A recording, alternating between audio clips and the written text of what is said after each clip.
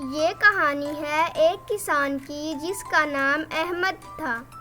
اس کے 3 بیٹے تھے اور سب خوشی سے رہتے تھے، مگر احمد کو ایک بات کی فکر رہتی تھی کہ اس کے تینوں بیٹے بہت سست اور کاہل تھے۔ احمد انہیں جو کام بھی سونپتا اسے کرنے سے بھاگتے یا بہت دیر سے کرتے، اور اس طرح وقت بھی ضائع ہوتا ہے۔ وقت گزرنے پر تینوں بڑے ہوتے گئے اور مزید کام چور بھی۔ پھر بہت سوچنے کے بعد احمد کو ایک ترکیب سوجھی۔ اس نے اپنے تینوں کام چور بیٹوں کو بلایا اور ان سے کہا کہ پیارے بچوں، ہماری زمین کے نیچے سونا چھپا ہے جس کو پا کر ہم مزید امیر ہو جائیں گے اور خوشحالی سے رہیں گے، لیکن یہ سونا میں اکیلا تلاش نہیں کر سکتا۔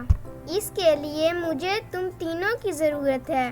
کسی اور کو بھی مدد کے لیے نہیں کہہ سکتا، ورنہ وہ لوگ یہ سونا خود لے جائیں گے۔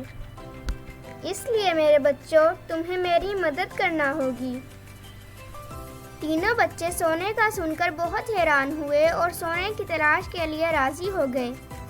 تینوں نے بڑے جوش و خروش اور محنت سے زمین کی کھدائی کرنا شروع کر دی۔ جب کھدائی مکمل ہو گئی اور سونا نہ ملا تو تینوں نے اپنے ابا سے پوچھا کہ یہاں تو کوئی سونا نہیں ہے، کیا آپ نے ہم سے جھوٹ بولا تھا؟ احمد نے کہا، بالکل نہیں، جھوٹ بولنا بہت بری بات ہے، میں نے بالکل جھوٹ نہیں بولا۔ احمد نے ان تینوں کو بیج دیے اور کہا کہ زمین میں ڈال دو۔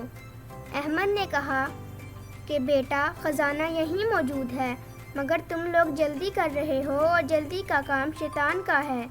اب تم لوگ وضو کرو اور دعا کرو کہ تمہیں خزانہ مل جائے اور ہمارے علاقے میں خوب بارش ہو۔ تینوں نے ایسا ہی کیا اور ان کی دعا بھی قبول ہوئی اور خوب بارش ہوئی، اور کچھ ہی دن میں زمین سے پودے اگنا شروع ہو گئے۔ پھر کسان نے اپنے بیٹوں سے کہا کہ دیکھو، یہ ہے وہ خزانہ جس کا میں نے تم لوگوں سے کہا تھا۔ جب کوئی شخص محنت کرتا ہے تو اسے اس کا پھل ضرور ملتا ہے۔ تینوں لڑکے اپنے ہاتھ سے لگائے پودوں کو بڑھتا دیکھ کر بہت خوش ہوئے اور اپنے بابا جان کے گلے لگ گئے اور کہنے لگے کہ ہم آئندہ سے ہمیشہ آپ کی مدد کریں گے اور اپنے پودوں کی بھی حفاظت کریں گے۔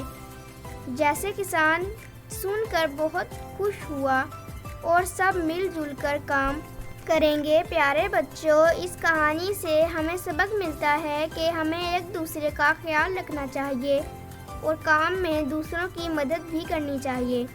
محنت سے کیے کام کی بہت برکت ہوتی ہے۔